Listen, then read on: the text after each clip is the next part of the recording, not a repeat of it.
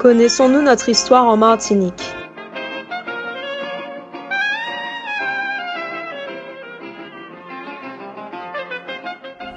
Franchement, je peux rien te dire sur ça, moi je m'y connais pas, franchement leur truc là. J'ai toujours entendu dire que Joséphine elle est née à la Pagerie des Trois-Îles, hein? Alors on peut l'envoyer là. Ce que j'ai à dire, c'est qu'on est en pleine revie, on est en train de rechanger toutes les choses, donc on revisite tout, on remet tout en question.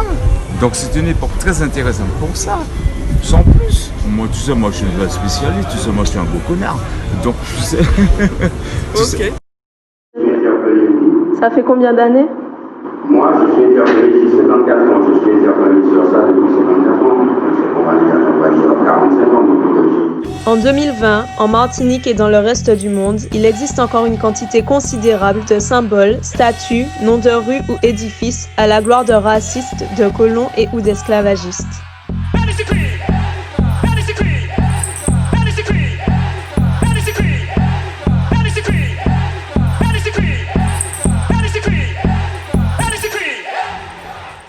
Certains symboles heurtent les sensibilités des Martiniquais et Martiniquaises depuis des dizaines d'années. Parmi ces symboles, la statue de Pierre Belin d'Hénambuc sur la savane de Fort-de-France. Cette statue a été érigée en 1935 à l'occasion du 300e anniversaire de la colonisation de la Martinique par la France. Pierre Belin d'Hénambuc est le colon qui prit possession de l'île de Wanakaira au nom de la France en 1635. Il est à l'origine du massacre des Caraïbes et de la mise en place officialisée de l'esclavage sur l'île. Une plaque qui fut retirée par des Martiniquais et Martiniquaises était initialement fixée à sa statue. On pouvait y lire « À Pierre Belin d'Hénambuc, fondateur de la puissance française aux Antilles ». Selon les sources écrites, cette statue dérange bon nombre de citoyens et citoyennes depuis les années 1970. Pour cette raison, elle avait été une première fois déplacée pour finalement retrouver son emplacement initial quelques années plus tard. Sur 10 personnes interrogées dans la rue, 9 sont d'avis de la déboulonner. Je pense que, en fait, on est dans une autre époque où maintenant on peut un peu se révolter, c'est-à-dire qu'il y a des choses qu'on nous a imposées et on trouvait ça bien et on n'a rien dit. Et puis maintenant, on ouvre les yeux. Et du coup, maintenant que le peuple ouvre les yeux, il faut que ceux qui sont tout en haut, qui ont le pouvoir, acceptent que le peuple ouvre les yeux et décide de ne plus accepter ce qu'on lui a dit qui était normal, tout simplement. Non, je connaissais pas vraiment le personnage et je trouve pas ça normal, non, je trouve pas que ça soit juste, je trouve pas que ça soit approprié non plus, vous voyez. Donc voilà, c'est mon avis. Et tu préférais voir qui à la place par exemple? Qui, je sais pas, Césaire, Sambor, t'as vu, des vrais missionnaires qui ont vraiment compté pour nous. Okay. Les autres ont compté aussi, puisque c'est à cause de connaître, mais pas dans le bon sens, je trouve que c'est effacer l'histoire. Parce qu'il ne faut pas supprimer l'histoire par rapport à une certaine négritude ou quoi que ce soit. Je pense qu'il faut quand même élever les enfants dans cet aspect de la vérité. Car c'est une vérité réelle qu'on a vécue, que on a tous vécu.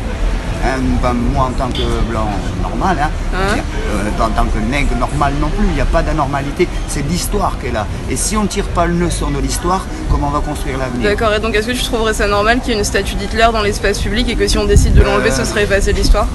Justement, c'est à vous de vous poser la question, parce que si Hitler était passé au pouvoir, vous ne serez même pas là. La négritude était déjà passée d'ailleurs en temps d'Hitler, si vous voyez ce que je veux dire.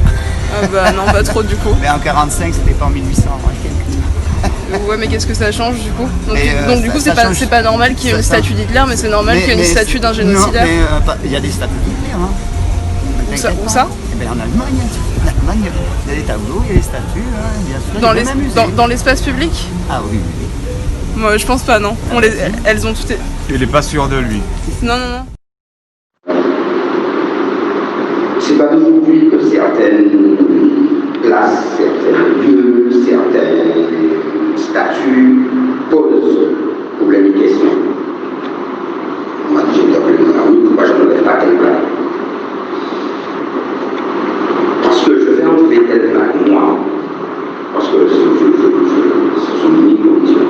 Et si je ne fais pas partager, si je n'explique pas, si on ne construit pas, il faut qu'on ait une démarche qui soit partagée, pas forcément par tout le monde, mais à partir du moment où on explique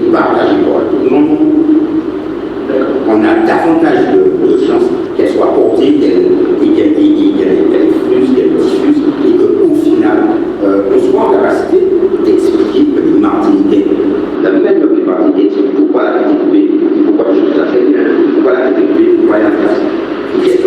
Quel message il y a derrière ça? Parce que c'est aussi ça. Est-ce que vous condamnez les autres pays qui sont en position aujourd'hui de déboulonnement? Il y en a même qui ont pris carrément des arrêtés, des actes pour déboulonner carrément les statuts dans leur pays, comme en Belgique et consorts. Donc, est-ce que vous les condamnez aussi bien que les jeunes qui ont fait cet acte ici? À partir du moment, je ne peux pas écrire. Je ne peux pas écrire. Mettons place une commission. Réunissons les experts, identifions les limites post-modernes, déterminons parce qu'il a cherché à Ça date de maintenant, ça, la commission. Non, c'est encore une fois.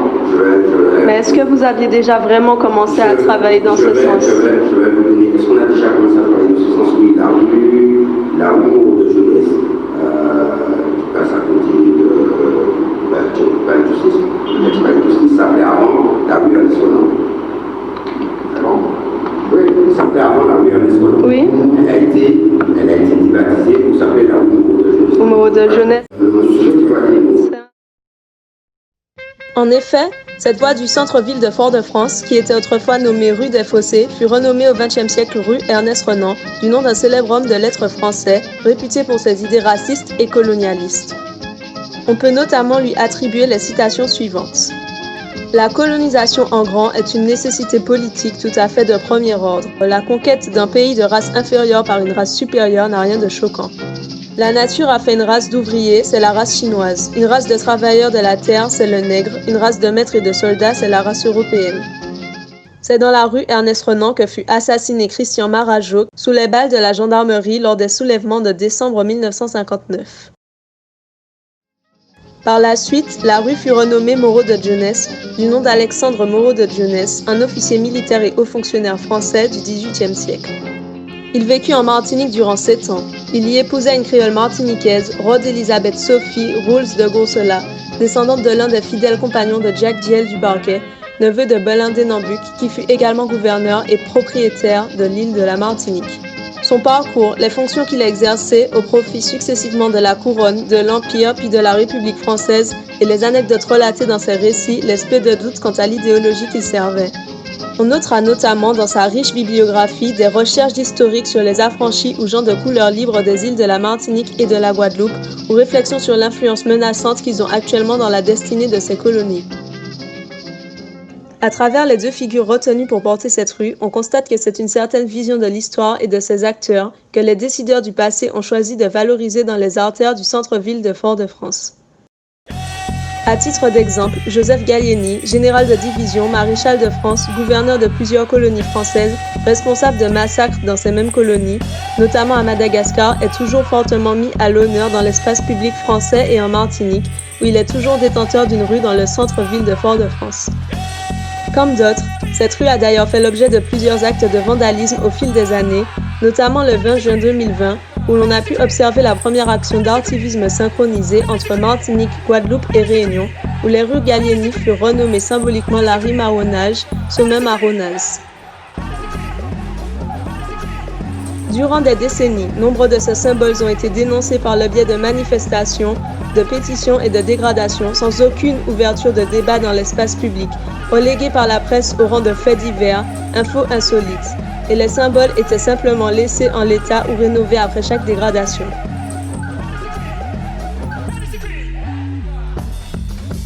Mais depuis le 22 mai 2020 et la chute des statues de Schœlcher, l'abcès a été définitivement crevé et le monde entier assiste à un effet boule de neige de dénonciation, retrait des symboles coloniaux.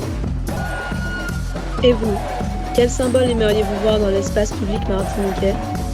Envoyez vos suggestions à je suis un symbole décolonial@hotmail.com.